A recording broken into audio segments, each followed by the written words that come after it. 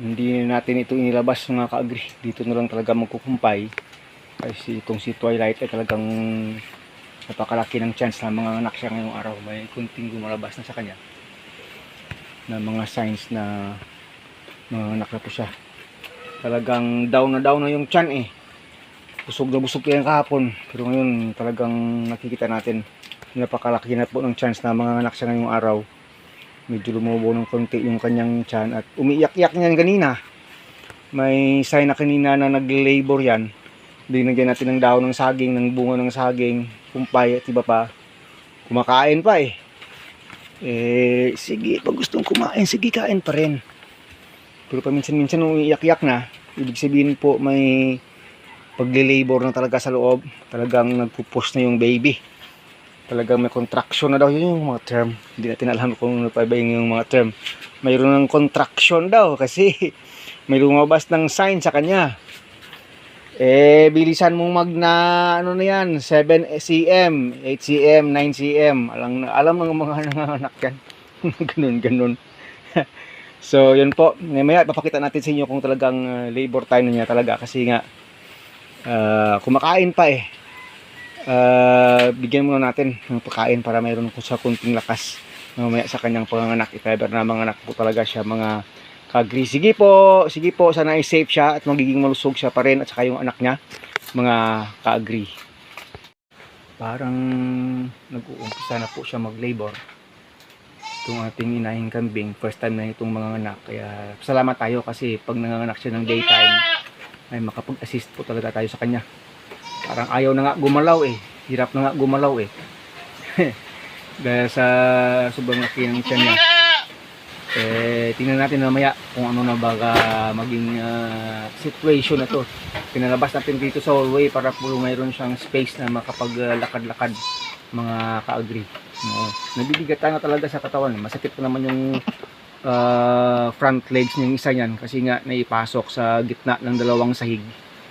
Buti na lang naka-recover ng konti mga ka-agri. We will see a couple of hour or minutes from now. I-start na po siya paminsan-minsan ng pag-iri. So, talagang a couple of moment lang po. Tingnan natin. Kasi pumasok dito sa kanahiga at saka nag-iri-iri ng pakunti-kunti. Nag-uumpisa na po talaga. Medyo ano na ito kasi kanina meme eh. Ngayon no. Nag-silent siya. Parang di mapakali pero nag-iri po siya. Nag-umpisa siyang mag-iri. Yung kanyang tail po, tinataas-taas niya. Ayan po. Hindi siya mapakali. Mag-uumpisa na talaga siya nag-labor nito mga ka-agri. Ngayong araw po. We will see. Sana po safe po sila. Malakas yung nanay, malakas yung anak. At magiging okay po sila. Yan lang po yung prayer natin mga ka-agri. Yan po. Nag-i-start na siyang labor talaga ng totoo na ito yata kasi bumiga na at paminsan-minsan nag-iiri na kasi natural po yan sa kambing, mag-iiri talaga pag mami para mailabas yung baby. We will see after a couple of minutes. Malakas po yung hangin sa labas. Yung 005. She's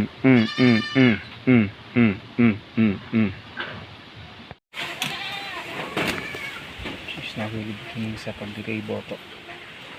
Nag-iiri-iri na po siya talaga. Yun po. Safe lang siya. Kaya na palabas yung baby niya po mga ka-agri.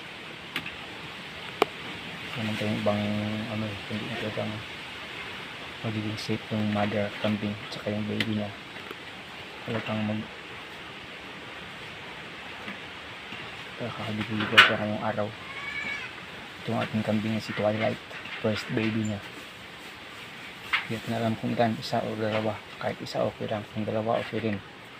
Importante po safe siya at malakas yung kanyang baby at siya mismo. Yun po.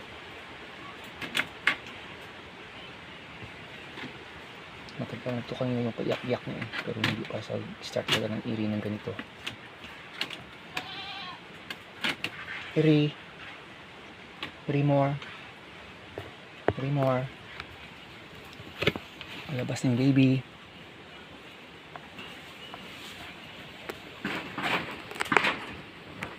Yan. Ito po yung nakakapanabik sa mga alaga natin pag nanganganak na. At saka okay lang yung anak at safe. Lalo na po wag malulusog at okay. Talagang magpapasalamat tayo sa Panginoon. Kahit ano naman yung lalabas dyan, accepted na natin lahat-lahat. So dito, ang prayer na natin ay sana okay na okay. Yung safe na safe sila at malulusog. Yun. Nakapagbigay na rin tayo sa kanya ng CBG twice na nga at saka nag-iron at saka nag-vitamin B complex ADE. Pero payat po siya kasi po hindi po siya na hindi po siya nandibuang bago mag-hit So ibig sabihin mga 6 months siyang hindi na deworm hanggang ngayon. So sana ay okay rin siya. Alam ko mayroon ng parasite yan dyan sa haba ng mga buwan na hindi siya na-deworm. Hindi na kasi pwedeng mag-deworm pag nabuntis na yung kambing. So pag ito yung nanganak na po, mga ka-agree, yun po. After a couple of days or weeks po, siguro mga 2 weeks ay mag-deworm tayo ng ivermectin sa kanya. Pagka paanak niya po ay iron tayo ulit sa kanya. Di-complex kung hindi po siya masyadong malakas at EDCM po natin siya. Mga ka-agree. So, labas mo na. Push, push, push, push.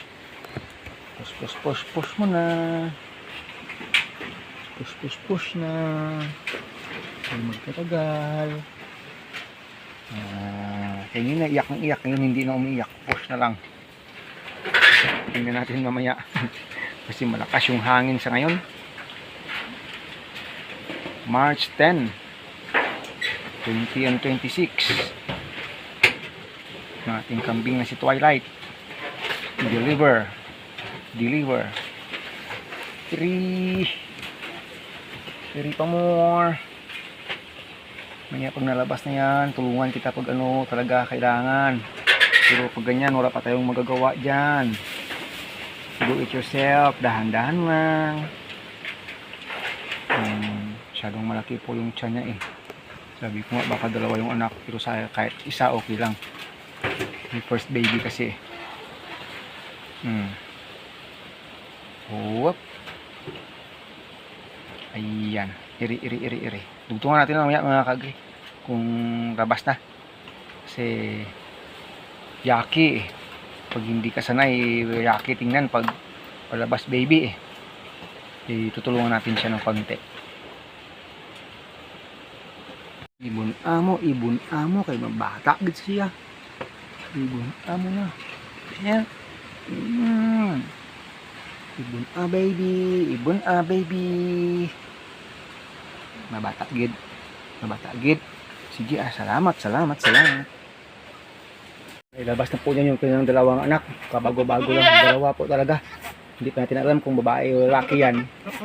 Importante po ay nilabas na sila. Yan po. Dalawa po talaga yung anak ni Twilight po. Palalabas lang po talaga. Kating dilaan niya na po yung kanyang baby mga ka-agree. Mula po dito ay transfer natin sila dito sa kabila. Kasi dry dito. Para po magiging okay na. Placenta na lang yung hinihintay natin na ilabas sa kanya. Nakakatayo na sila after 30 minutes. Ganyan po sila kabilis tumayo pero basang-basa pa po yung katawan niyan. At yung isa pa lang yung nakapagpadede pero malakas na po sila. Mamaya lang yan, okay lang yan. Nakapagpadede sila ng colostrum nila mamaya mga ka-agree. Hindi na yan magiging problema kasi nakakatayo na sila at pag dry na yung kanilang katawan. Easy lang yan. Kasi yung nanay nila ay hindi naman ganoon kaselan. Pag papadediin yung anak niya ay pinapayagan naman talaga mga ka-agree. So mamaya ayan po, pag napastry natin, try kayo natin ngayon. Yun po mga ka-agree. Ipadede na natin para bilis po nilang lumakas mga ka-agree. Napakapag colostrum na sila mga ka-agree. So mabilis lang silang lalakas. Kasi kahit konti pa lang na colostrum, basta importante na kapag colostrum po, mabilis lang po lalakas yung mga kambing talaga. Ganyan po kasi ka lakas yung milk ng kambing. So yan po, at 30 minutes nakatayo na Pero basang-basa pa po yung kanyang katawan sa mga tiyan. Basa pa talaga. siguro mga isang oras pa, mag-dry na po yung katawan nila mga ka-agri. So yun po, maraming salamat po. Nakaraos po si Twilight. Yung pangalan nila, abangan na lang.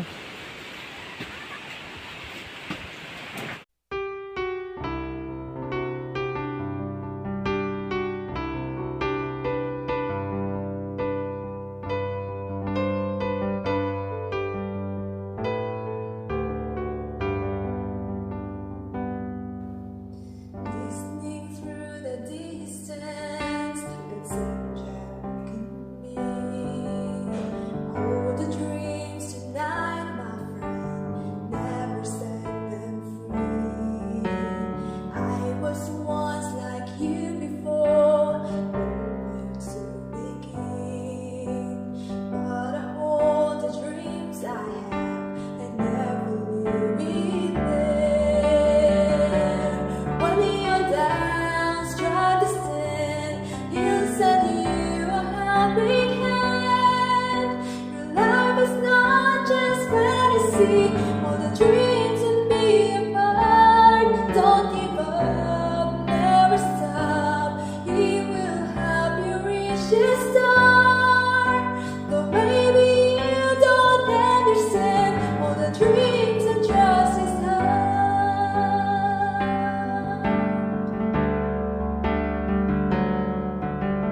Dark storm on horizon, approaching over you. But never be afraid, my friend. Somebody loves you so. I'll be there, just call my name. I will never fail. Hold on tight, just say a prayer. I'll never leave you there. When your doubts try to stand, He'll send you a helping hand.